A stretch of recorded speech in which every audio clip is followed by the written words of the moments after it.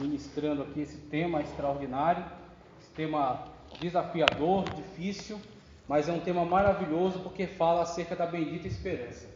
Então, a mensagem que será entregue aqui, e procuraremos estar entregando na sua integralidade, é uma mensagem que fala acerca da bendita esperança.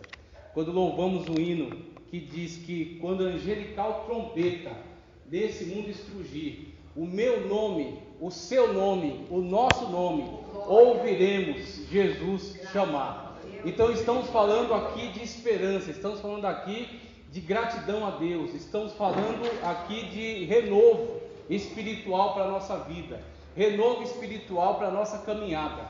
Então é acerca disso que estaremos falando nessa palestra que deu o nome de uma jornada escatológica, porque vamos buscar, claro, de forma resumida, uma vez que o tema é muito amplo, né, muito extenso, mas eu acredito que você vai se comprometer a ler o material que foi entregue a você, o PDF. Então em casa você vai fazer a leitura detalhada desse material, e aqui a gente vai fazer um comentário sobre o material que foi produzido, né, e que o Espírito Santo de Deus, ele venha falar particularmente o coração de cada um de vocês, que ele venha a edificar vocês na rocha que é a palavra de Deus, né? A rocha que está sendo aqui comunicada, que é a Sagrada Escritura. Peço para que você abra junto comigo a sua Bíblia. Antes de irmos para o material, vamos abrir a Sagrada Escritura no Evangelho de Mateus. Evangelho de Mateus, o capítulo de número 25. Está aqui meu filho Elias, que está me acompanhando aqui, ajudando. A minha esposa Ana Carla ficou em casa com a minha filha Raquel e com o outro filho que está sendo gerado ainda, que não sabemos ainda se é menino ou menina, mas que logo a gente vai saber, se Deus permitir. A minha filha está um pouco gripada, então ela optou por ficar, mas ela gostaria muito de estar aqui acompanhando e mandou a saudação aqui para a igreja. Então Mateus capítulo 25, a partir do versículo 1, que nos diz, vamos ler. Então o reino dos céus será semelhante a 10 virgens, que tomando as suas lâmpadas, saíram ao encontro do esposo. E 5 delas eram prudentes, e 5 loucas ou insensatas. As loucas, tomando as suas lâmpadas, não levaram azeite consigo. Preste atenção. As loucas, ou as insensatas ou imprudentes, tomando as suas lâmpadas, não levaram azeite consigo. Mas as prudentes levaram azeite em suas vasilhas, com as suas lâmpadas. Havia então as lâmpadas e haviam as vasilhas, e nas vasilhas a reserva de azeite. Ok?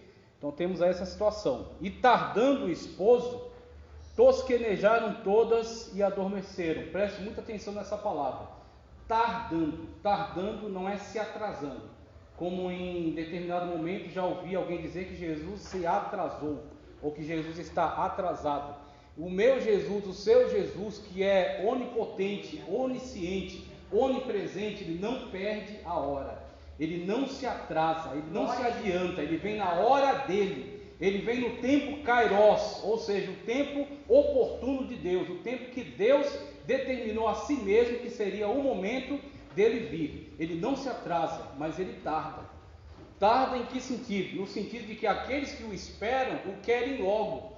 E devido ao tempo que ainda tem que aguardar, sentem essa espera como sendo tardando. Então tardar no sentido de que está demorando, na minha e na sua perspectiva, na perspectiva daquele que o espera, que o quer logo, que o quer já. Veja só, mas à meia-noite ouviu-se um clamor, aí vem o esposo, saí-lhe ao encontro. À meia-noite, que simbologicamente na Bíblia é uma transição de um período para outro período. Então temos aí o virar, tá certo? Para o amanhecer. Então temos aí a meia-noite. Ouviu-se o clamor, aí vem o esposo. Sair-lhe é um movimento daqueles que o aguardam em direção daqueles a quem ele estava esperando. Sair-lhe ao encontro. E aí, para que possam então realizar esse ato, o que é que elas têm que fazer? Então todas aquelas virgens se levantaram e prepararam as suas lâmpadas. E as loucas disseram às prudentes: dai-nos do vosso azeite, porque as nossas lâmpadas se apagam. Não tinham reserva de azeite. Mas as prudentes responderam, dizendo: não seja caso que nos falte a nós e a vós, e diante aos que vendem e comprai para vós. E tendo elas ido comprá-lo, chegou o esposo, e as que estavam preparadas entraram com ele para as bodas, e fechou-se a porta. E depois chegaram também as outras virgens, dizendo: Senhor, Senhor, abre-nos. E ele respondendo disse: em verdade vos digo, que vos não conheço.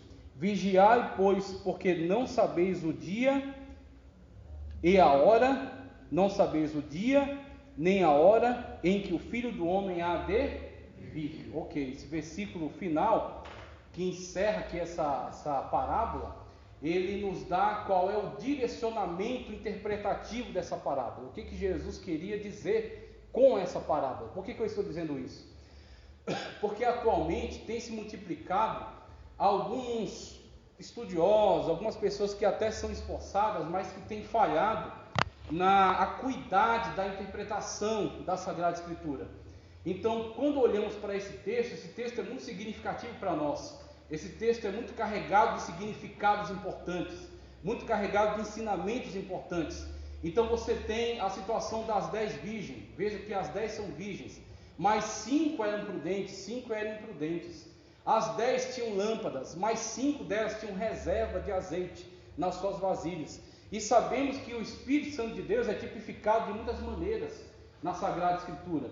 Ele é tipificado como águas purificadoras, ele é tipificado como fogo. Lá em Pentecostes foram vistas línguas repartidas como que de fogo, repousando sobre cada um deles. E sabemos que era a descida do Espírito Santo, a cumprimento da promessa feita lá em Joel e ratificada pelo Senhor Jesus Cristo, permanecer em Jerusalém até que do alto sejais revestidos de poder. Então você tem essas situações que tipificam o Espírito Santo, a sua descida, a sua presença, a sua manifestação. Dentre essas exemplificações, temos a unção no Novo Testamento, que é exemplificada pelo Espírito Santo como tipologia do óleo, como tipologia da unção. Então temos aí a situação na qual 5 delas eram prudentes. Por que eram prudentes? Porque tinham azeite reserva.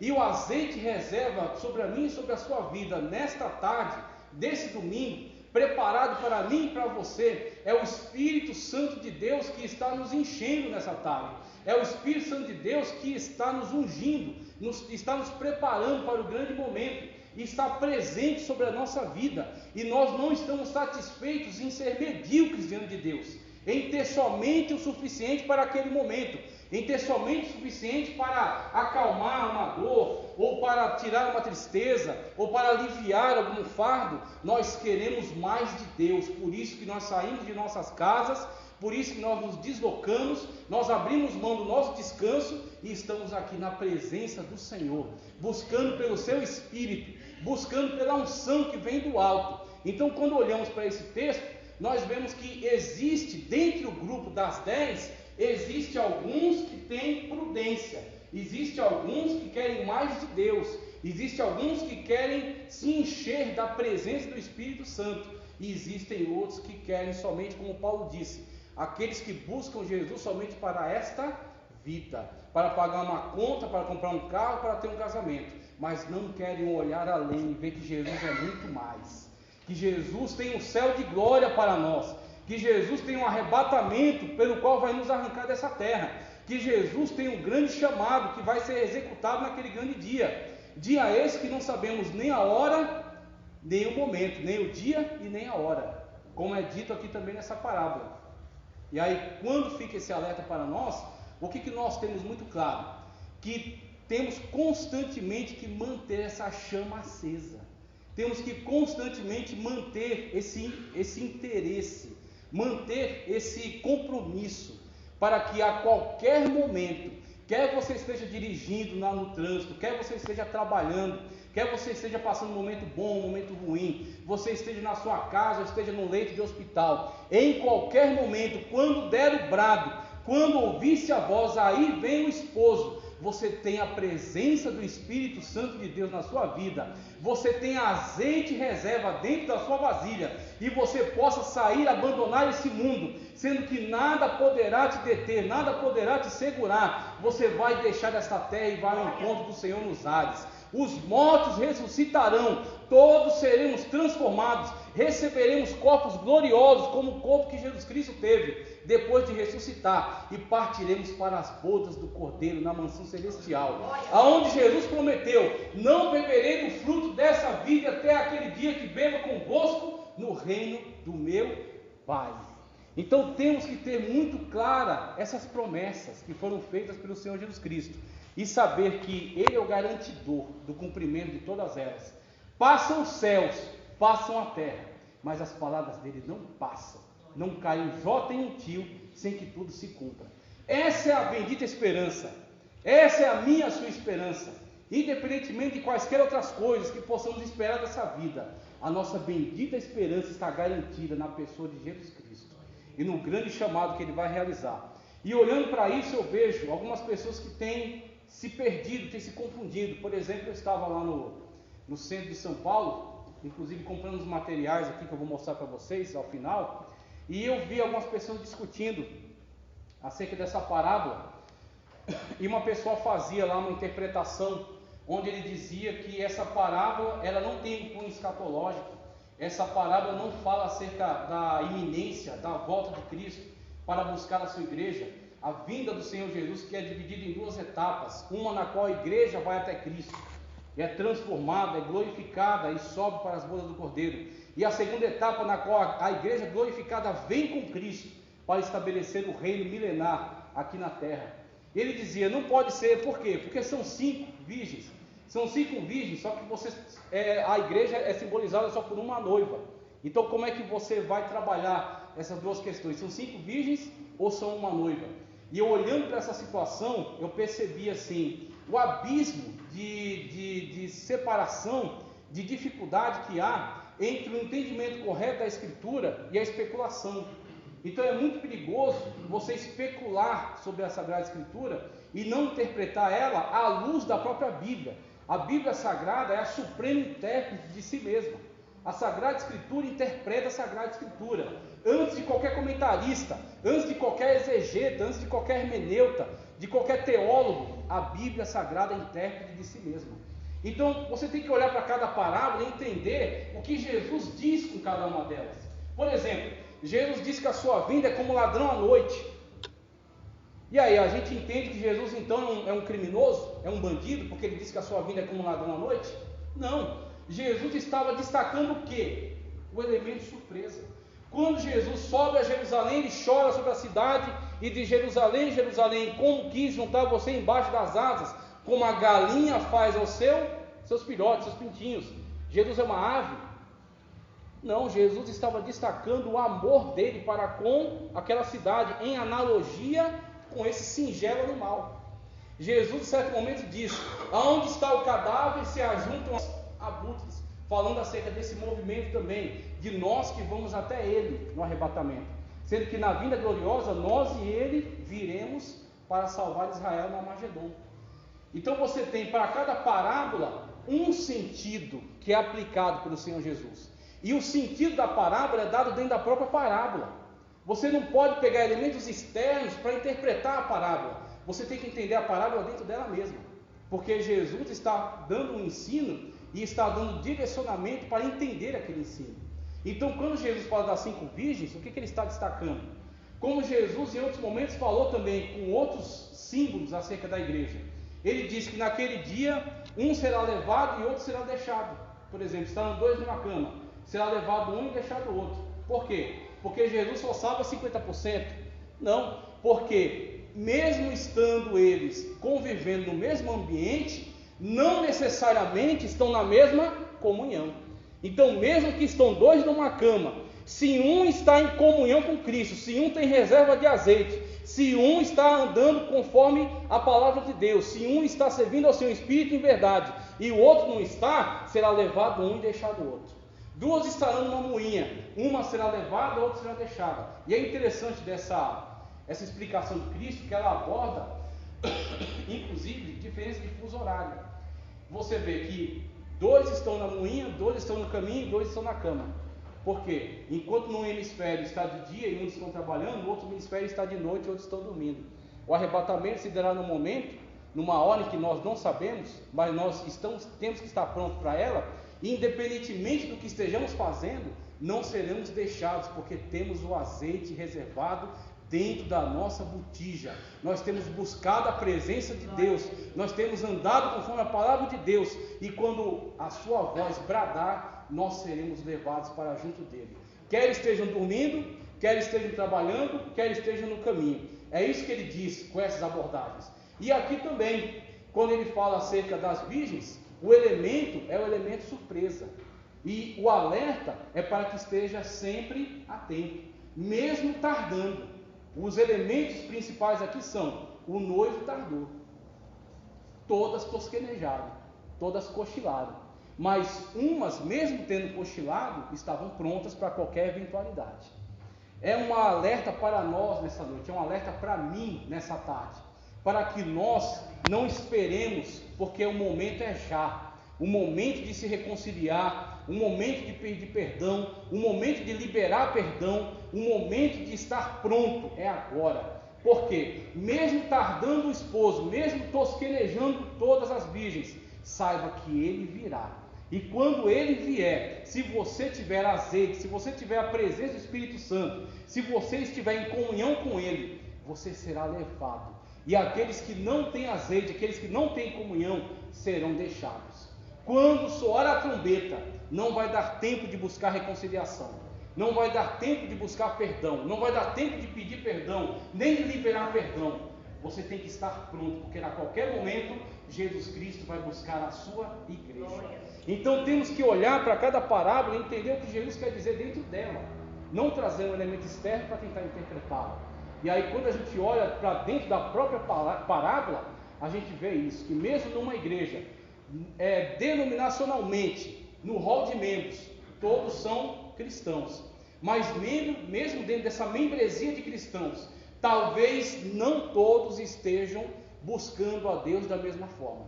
Talvez não todos tenham azeite reserva dentro da botija. Talvez não todos estejam atentos, alerta ao grande chamado do dia do arrebatamento. E é isso que Jesus Cristo vai deixar claro naquele grande dia, quando alguns forem arrebatados e outros forem deixados. E aqueles que forem deixados adentrarão ao período chamado grande tribulação. Ok? Então, passando aqui dessa abordagem, nesse texto, a gente entra agora no material, começa a examinar o material. Eu deixei disponível aí, eu mandei para o pastor, um PDF. Então, quem quiser examinar seu PDF, se não também, eu acho que dá para visualizar legal aqui na tela. Deixa eu ver. Aponta para cá. Agora sim, aponta para aí, né? Para poder fazer. Maravilha. Então, nós temos aí alguns textos e muito desse material que está sendo empregado aqui nessa palestra, muito dele é de Antônio Gilberto, aquele que partiu para o Senhor e já descansa, já aguarda pelo grande dia em que os mortos ressuscitarão primeiro. Então, nós temos que ter sempre esse cuidado. Nós, como Paulo diz, examinai tudo e retende o bem. E nós temos que tomar cuidado com aquilo que temos colocado diante de nossos olhos, aquilo que temos absorvido e a origem de onde tem vindo. Então, o tema de escatologia é um tema muito atrativo, é um tema muito interessante, e ele produz também muitas pessoas que querem jogar conteúdo nas mídias, no Facebook, no Instagram, no YouTube. Então, assim, é vasto o material, só que nem todo material, nem toda informação gera conhecimento. O que gera conhecimento são informações válidas, que podem ser concatenadas, que casam uma com a outra. É que nem um relógio desse, você não pode pegar qualquer peça e querer montar um relógio. Tem que ser as peças do relógio, tem que estar de acordo com o plano daquele que fabricou esse relógio, para que ele funcione e ele trabalhe corretamente. Assim também, se você pega comentaristas que não respeitam a Bíblia, que não respeitam a Escritura, obviamente vai chegar a conclusões equivocadas, você vai chegar a conclusões erradas. Então, o material que está sendo apresentado, você tem Antônio Gilberto, Você tem Stanley M. Orton, que é um dos comentaristas da Bíblia Pentecostal. Alguns autores que de fato têm contribuído e têm mostrado muita seriedade. E eu também recomendo, para você assistir palestras, assistir vídeos, aulas no YouTube, tem alguns nomes que eu acredito que são muito confiáveis, que são pessoas muito sérias, muito idôneas.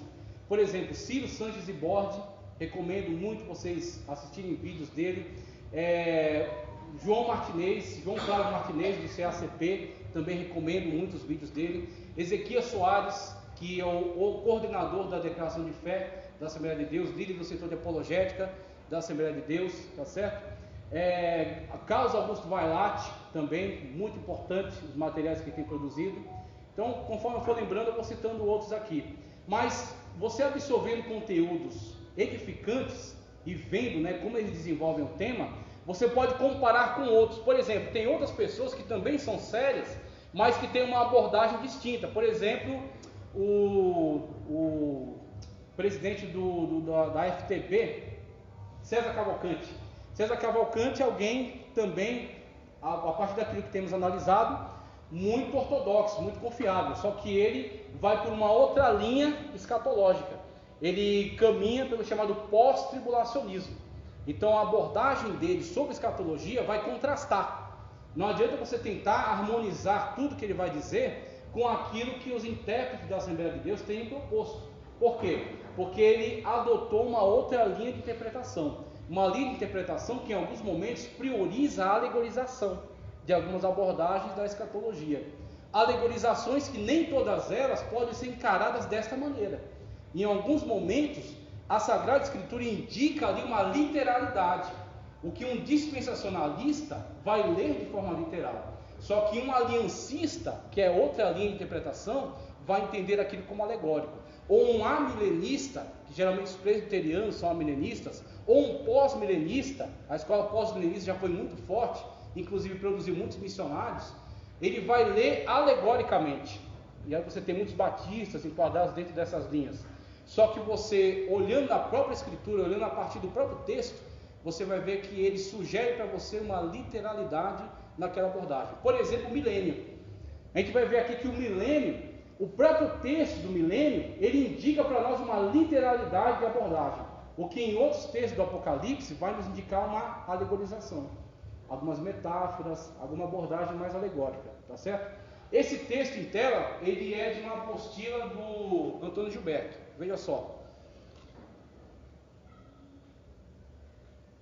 Ao longo da história da humanidade, tem sido consenso entre todas as religiões do mundo, praticamente a preocupação acerca de onde se encontram os mortos.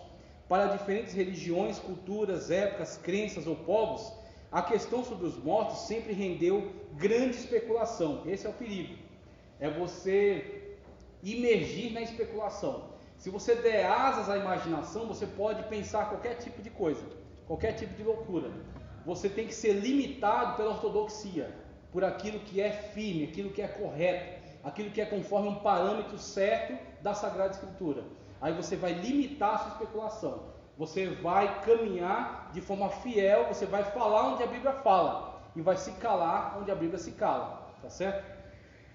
Os gregos antigos, por exemplo, diziam que os mortos ficavam em um local intermediário, no aguardo de um julgamento que seria realizado por representantes do mundo subterrâneo. Se as obras praticadas durante a vida fossem julgadas positivas, seguir-se-ia para uma espécie de paraíso. E é interessante que outros povos também têm uma abordagem semelhante. Por exemplo, os egípcios. Você já parou para pensar por que existem pirâmides? Para que serve uma pirâmide? Uma pirâmide, ela é pouco utilizável por dentro, ela não tem muito espaço interno. Ela tem pequenas câmaras e pequenas passagens entre as câmaras. Só que elas são enormemente extensivas, elas são gigantescas. A pirâmide de Gizé, se não me engano, é a maior. Tem a de Quéops, tem a de Miquerinos, tem várias pirâmides. Tem as pirâmides mais famosas e tem várias pirâmides menores que os egiptólogos estão cada vez investigando. E elas são praticamente inúteis. São amontoados de pedra com pequenas câmaras internas e que ninguém consegue acesso, porque o acesso é dificultado mesmo. E por que a existência de algo assim? Exatamente por causa da crença na vida após a morte. Porque os egípcios criam piamente que o faraó, quando partia para o mundo dos mortos, ou um alto sacerdote, ou uma alta dignidade, ele teria a possibilidade de uma vida após a morte.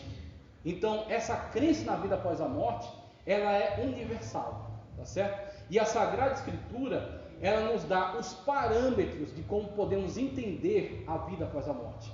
Então, os egípcios, por exemplo, eles produziram o primeiro ou dos primeiros livros da humanidade, chamado Livro dos Mortos do Antigo Egito. Esse Livro dos Mortos, ele era um conjunto de frases, um conjunto de dizeres mágicos que o faraó tinha que decorar ao longo da vida, para que quando ele adentrasse no mundo dos mortos e chegasse diante do tribunal, ele pudesse pronunciar aquelas palavras, ser justificado diante dos deuses e poder transitar entre o mundo dos mortos e o mundo dos vivos. Por isso que você tem outra instituição chamada mumificação. Por que mumificar o corpo de alguém? Já viu um processo de mumificação? Quando você procura no Google a múmia de Tutankhamon, foi encontrado sarcófago de ouro, toneladas de ouro, e foi encontrada a múmia dele, preservada, extremamente preservada, depois de pelo menos aí 3.000 anos brincando. A múmia de Tutankhamon. Quando você encontra um artefato arqueológico desse, você percebe que ali, por trás de tudo isso, havia uma crença. E a crença qual era? A crença na vida após a morte. Então você vê que é uma verdade universal, é algo que está impresso no coração humano. Só que o homem não tem, de um modo geral, uma orientação correta para compreender como isso se desenvolve, como isso se dá. Essa orientação correta vem pela verdade revelada das Sagradas Escrituras, mas é uma verdade universal, impressa no coração humano. Então, falando de escatologia, primeiro estamos falando de uma escatologia pessoal. Por isso essa abordagem de início. Estamos falando primeiro de uma escatologia que tem a ver com o indivíduo, que tem a ver com a sua vida, que tem a ver com a sua morte e tem a ver também com a sua ressurreição. Então, o ponto inicial da escatologia é o indivíduo, é a pessoa. A escatologia é relacionada com a vida e com a morte. Aí fala dos romanos, fala dos egípcios também, como eu já abordei aqui. E o último parágrafo diz: de acordo com a segunda carta de Paulo a Timóteo 1, 9 e 10, as Sagradas Escrituras afirmam de forma final como podemos ter vida eterna e feliz, não somente nessa terra, mas também no além. A imortalidade da alma é um fato. Entretanto, foi necessário que Jesus Cristo o trouxesse à luz para que soubéssemos o que é e como podemos obtê-la. De posse da palavra de Deus e da revelação de Jesus Cristo, não há razão para ficarmos confusos ou desencorajados a respeito do destino dos mortos, objeto do estudo desta lição. Então ele começa essa abordagem e aqui a gente mostra então esse outro quadro. Veja só.